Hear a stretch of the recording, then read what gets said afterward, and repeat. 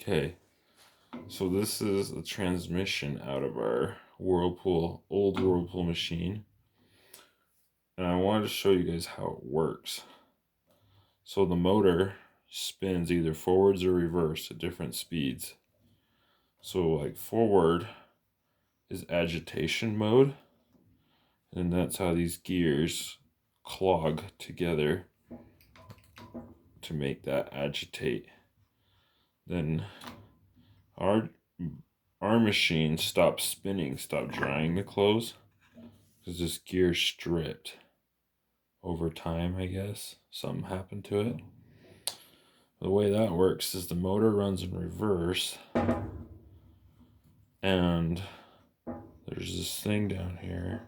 Oh, I guess I'm going forward still.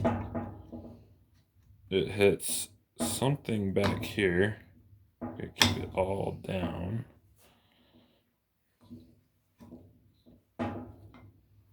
And then that somehow disengages this gear.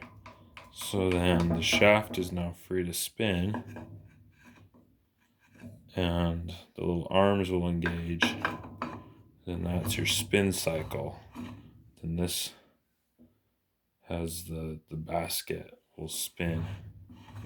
And then it'll go forward again. And then, let's see, has to have a little bit of down pressure. There it goes. So now I'll agitate. So that's how that works. Bingo.